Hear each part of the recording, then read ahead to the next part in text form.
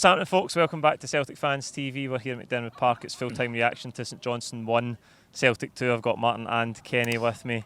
Kenny, elation at the end, but do you think we got out of jail a wee bit there? Oh, massively. I mean, a euphoric 1 minute and excruciating 94 minutes.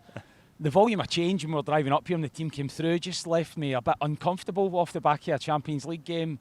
Lose your captain. Those players haven't played with one another in those positions before, and it kind of played out that way, I think, in the first half. We had a nice start, actually, first 5 minutes. Bernabei was feeding Jota in behind, but we're just not clinical enough. The pattern we've developed is we're scraping through games, not because we're not creating chances, but because we can't put them away. And the final ball was really bad today as well, I thought. Yeah. Getting into a lot of nice areas, but just not working the goalkeeper enough. And then as we get deeper and deeper into the second half, you could just see it coming. You almost knew in your heart of hearts that it was a draw, even though you were 1-0 up. And we kind of rode with luck. They deserved probably a point out of it just because of the pressure and the way they controlled themselves defensively. But you never give up. And Giakoumakis didn't really have much of an outing. But my God, he's probably as important a goal as he's ever scored for Celtic. So, yeah you've got to give hats off to mentality again. Aye, massive to get the 3 points. Martin, we've almost handed that 5 point lead away in the space of a couple of weeks there. But for that Giakoumakis one at the end, I just thought we looked miles off it, to be honest. I don't know what. We're still a bit sluggish, but as Kenny says, when we're creating chances, we're not putting them away. And you just felt, as the second half went on, St Johnstone hit the post. McLennan blazes a great chance over the bar at the back post, and then they get the equaliser, and you could just see it coming. Like, it has that feeling that we're not playing very well, and that like you can never be far away from dropping points playing like that.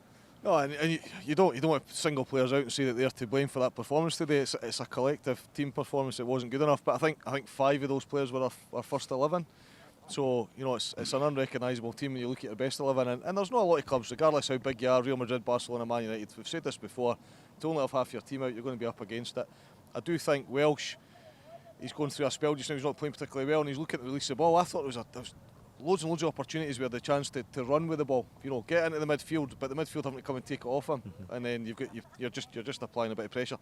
To Kenny's point, I thought there was very little width. I know the eventual goal came from a brilliant cross in the box, but we didn't use the channels well today at all. So, your two wide players at the back, they're not your first team players. Welsh in the middle, not your first team player. You then get in the centre of the park and you're missing the captain. We're already talking about missing the captain. We knew we would, and we missed him today.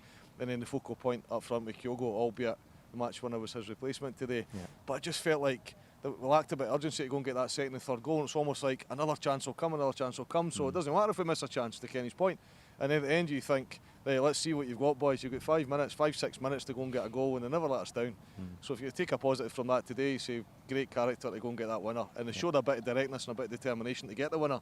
And you could see they flooded the box, and it came at the end. But no surprise for St Mirren scoring. Stevie May could have 2 or 3 before they eventually scored. So a really stressful day, but we got there in the end and we go home happy. Kenny, all the usual positives come with winning like that. That it shows a great spirit. That's what winners do. They're the goals that win you league titles. But we can't go on much longer playing like this, because we've already dropped points at St Mirren, obviously, but we'll drop more if that level of performance keeps up. I mean, they were a really poor side, I thought. St Johnstone, let's not kid ourselves on that they were up against a gutsy outfit. They were playing good football. They were awful for most of that game. They showed a bit of desire at the end.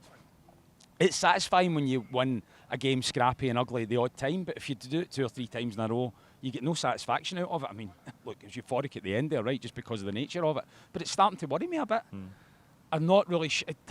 Postecoglou, we all love him, but he shouldn't be beyond criticism. I'm not sure. I think his team selection's been a bit volatile. To start with 3 offensive midfielders, central midfielders, and no defensive, and to finish the game with 3 defensive centre midfielders and no offensive, it seemed too polarised to me. I thought we were inviting them on by making those substitutions towards the end of the game.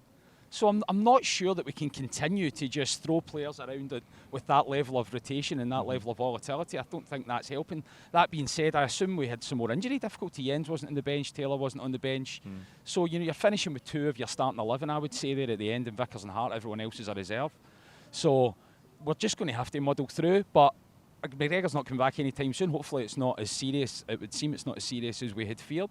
But we're going to have to find a way of playing. I'd probably prefer to play with an out-and-out defensive midfielder and just let Hatate and O'Reilly play their natural game. Yeah. Martin, the midfield at the end, I will guard McCarthy and Moy. Know a bit of pace between them. And as Kenny says, it is a wee bit defensive to finish the game. And I know the manager's trying to give players minutes. We're off the back of a tough European game during the week.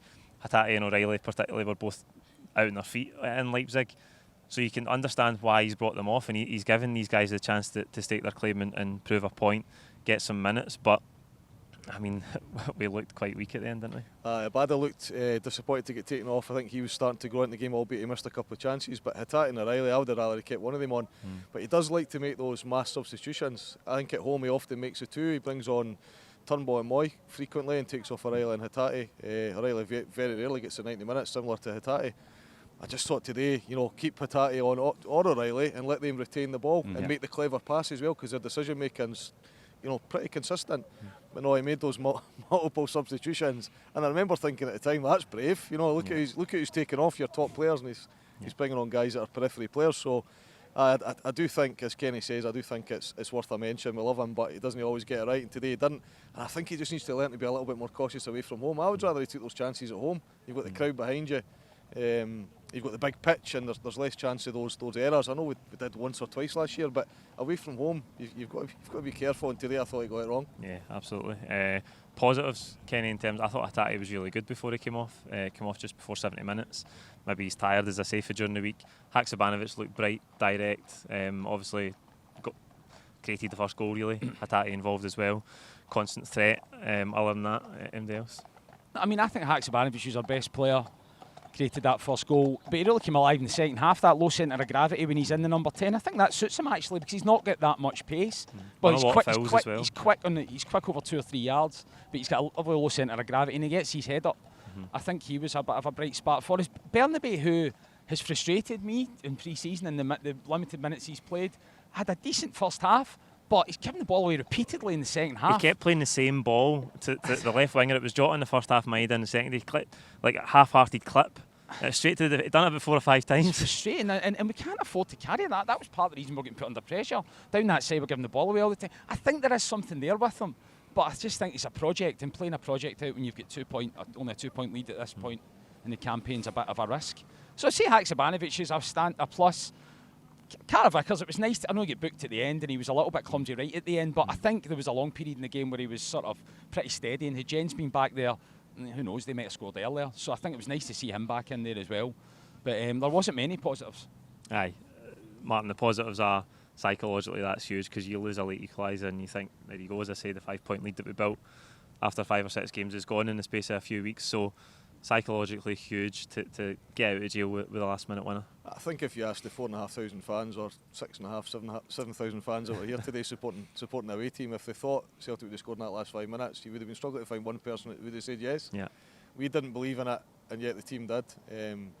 So a huge compliment to everybody in that team to show that character to go up and get that goal. Because you're right, you go home after disappointing St Mirren, disappointing Motherwell, disappointing result during the week, and a lot of the fans are starting to say the bubble's burst, what's gone wrong.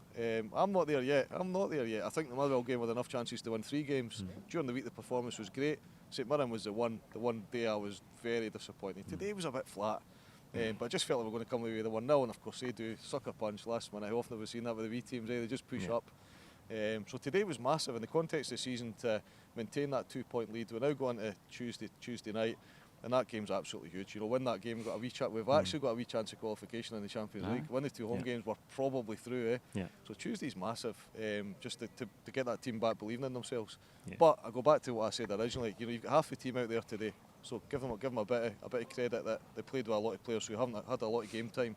And as Kenny said, it's the early stages of their Celtic career, so we'll see what they bring to the team. But we need to get back to that playing your first 11 as best you can and not putting in too many unforced changes. We can't put Matt O'Reilly at centre defensive midfield against Leipzig. He can't do that. Aye. We're going to have to bring. He didn't seem used to it, looked okay there. Actually, I mean, look, it's 15 minutes. It was a bit of a volatile game, but I think he had a bit of presence. So he's got a big decision to make in there, and he's not really got that much options, is he? It might just have to be Abelgard by default, but I don't think we can start that game with O'Reilly sat in there. Yeah, that's massive on Tuesday. There you go, not a vintage Celtic performance, but a massive 3 points to win it in the last second. Like this video, comment with your own thoughts below, and don't forget to subscribe if you haven't already. Cheers.